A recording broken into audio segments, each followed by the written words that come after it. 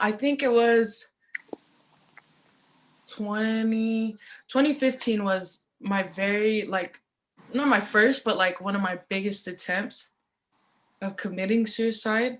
I Yeah. just remembered my sisters had left to work, or not work, but my little sisters had gone to school, all my siblings had gone to school, and my mom had left for work, and I don't remember anything except for messaging my little sister telling her that I love her. And I was like, tell mom I love them, you know. And my little sister is probably confused. Yeah. Yeah. And I feel bad because I inflicted her with that message and she was Yeah. confused herself. And I just remember my phone ringing continuously and I was just looking at it and I was like crying my eyeballs out. And I was like, I Yeah. don't want to be here. Like, I don't understand why I'm here. And so I just remember like I remember grabbing a belt, putting it around my neck, and then I tried to jump like, yeah, I tried to jump off my closet and like to think that it had almost went through. Like, I just remember waking up unconscious and I was like, I could hear banging on my door and I was like, oh, I can't get up. And I'm just like confused. And then I went back to sleep and then I woke up in the hospital and I just can see like my mom and them, they're like confused. My mom was super confused. She Yeah. was like crying and I was like, to me, I was thinking like, I thought I was dead. I was like, oh, Yeah. you know, but then I had woken up and I'd seen my mom and them and I was like, oh, like, I don't want to Yeah. do this. Like, Yeah. Yeah. why is this happening? Yeah. And I just remember going home and we were talking about it. And my mom was like, as my mom's just throwing all of the good things, she's throwing all the good things that's happened. She's like, man, how could you do that to yourself when you have people who love you, like Yeah. your life is better than it's ever been, blah, blah, blah. And I was like, I'm like, I don't think you understand. Like, I can't explain to you why I feel like this. And Yeah. I just remember her looking at me like she wanted to fight me. Yeah. When I said that, she was like, what do you mean? And I was like, "Ah, I don't know how to express or explain this. Like, Yeah. it's not something I have against you guys or like anybody. It's just, it's how I feel and I don't know why. Yeah. And I just remember my mom just sitting there and she just kept crying and she's like, and I just remember she said a lot of hurtful things and I was just like, man, Yeah. and I felt really crappy and I just, even then it made it worse. Like, Yeah. yeah. So since then, like, I always like think about it and I'm like, man, like who would have known what depression was? Because I remember talking to my older sister. She didn't know what it was. Yeah. She was like, I don't know why you feel like that. Like, Yeah. and it kind of bothered me because every time I tried to talk to any of my family members about it, especially the four that I was raised with, Yeah. all three of them said the same thing. They're like, how could you feel that way when your life is so good? Or, people love you so much and you're selfish. And I was like, are you serious? Like, Yeah. The place is blaming you for. yeah, they're Yeah. like Just blaming yeah. me, saying, oh, it's your fault you feel that way. Yeah. Yeah. And I was like, I need help. Like, Yeah. I'm trying to Yeah. get help from you guys. And You're trying to ask for help. Yeah. yeah, and obviously it wasn't working. Yeah. And like, I even tried with the bishop, and the bishop's an old school, he was an old school Tongan dude, so he didn't know either. And I just felt like I had ran out of options, and I decided to deal with it by myself. So Yeah.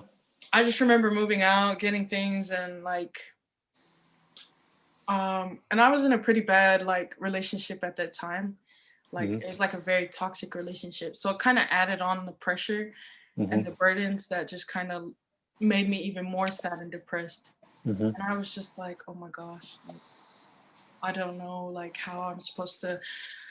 And I just remember writing like, technically the things that took like my depression or my suicidal thoughts away, even if it was for like an hour or something, was always Hmm. writing, obviously music, Hmm. or like learning a new hobby, or just like always trying to be around my little brother because I have a little 6-year-old brother.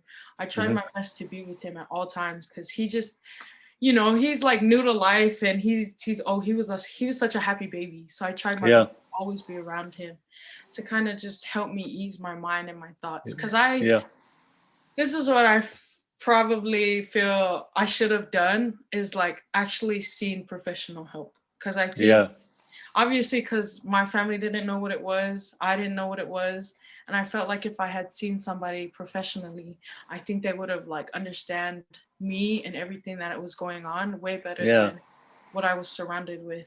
So yeah, so I didn't seek any professional help, and I dealt with it those past 4 years just kind of.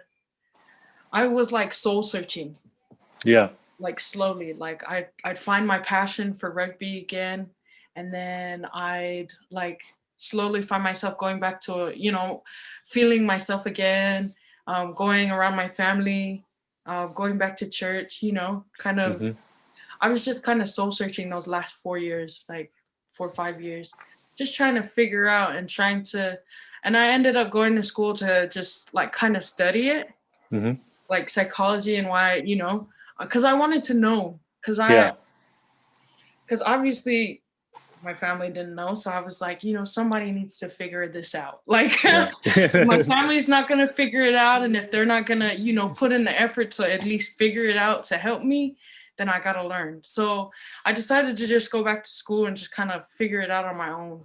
And I was like, man, but a person that really held it together for me throughout my suicide depression like phase was my coach. Yeah. um my rugby coach. He like, if anything, he gave me like hope in everything that I was doing, Mm-hmm. because like he seemed, when he would tell me his stories of life, he seemed like he grew up a very, very happy kid, and he didn't seem like he had, like, he always told me about his struggles and stuff, but he told me, he was like, I've never been depressed or sad, but I feel like I know where you're coming from. Yeah. Because he would always use his life experiences to try and kind of shade into mine, like my stories, and Mm-hmm. try to help me understand why I felt the way that I felt. And he was like, like, I was always around him, so everything that he said, he tried to keep, positive and non-triggering. You know, Yeah. because I know, like, sometimes I hung around the rugby girls, my teammates, and sometimes they'd say stuff that was so triggering that it would like bring back, the thoughts and the Yeah. memories, and I'm just Yeah. like sitting there, and then my coach jumps in and he says something, and then my mind's like boom. I'm like, oh, Oh, thank goodness you're sitting right there yeah. saying stuff like me, because oh my gosh, I would have went home and cried. But he's always had my back since like my depression phase, because a lot of people question everything. Like, they were like, doesn't Apaau look sick? Like, hey, Yeah. like, she looks like she needs help. Like, they would say stuff like that, but Mm-hmm. nobody would like put in the effort to come and come and help me Yeah. out or Yeah. figure it out or even ask. Like, yeah. I try to understand what you're going through. Yeah. Yeah. Like, and I feel like obviously everyone has their own demons and their Yeah. own Yeah. burdens and trials. And I just felt like that played a big part of why people didn't come like and ask me. And I felt like I always needed that. Like, I always felt like I needed somebody to come and ask, like, hey, are you okay? And Yeah. I felt like it was expected, because I would always expect somebody to be like, hey, are you all right? Are you okay? Like, Yeah. Yeah. you need help? But that never really happened except with my coach, and he's the only one that ever asked. And I was like, okay, like, as long as one person is willing to, step Reach out out. of, like, yeah, at least one person was so willing and like so helpful to reach out to me and just kind of talk to me and help me figure it out. And it was crazy because we figured it out all through, like, obviously his stories, Mm-hmm. but a lot of it was through rugby. Yeah. Yeah, I found a lot of like That was my out like rugby was like your outlet for yeah, you. yeah, it Yeah. was. It helped me like, and I was traveling like all those years. I've been traveling. I'm still traveling for rugby, Yeah. So it's always played it's always played that major, major big part on just releasing everything. Yeah. And sometimes I always, because I almost gave up, like I said, like through the depression, suicidal, Mm-hmm. phase Mm-hmm. that I had, I literally almost gave up. And to think that if I had given up, I'm not sure where I would be without, rugby, because it hit really bad, like, especially for me to attempt a couple times, Mm-hmm. and so yeah, it was like really hard for me to kind of adjust. And then, like, I have a little sister who's currently depressed. She's always depressed, and it's a good thing that I went through it. Like, somebody in my family Yeah. went through it, so that I can now help my sister. Because now Yeah. like, currently now she's not. It's not as bad, but Yeah. it's like, it's a start. Yeah.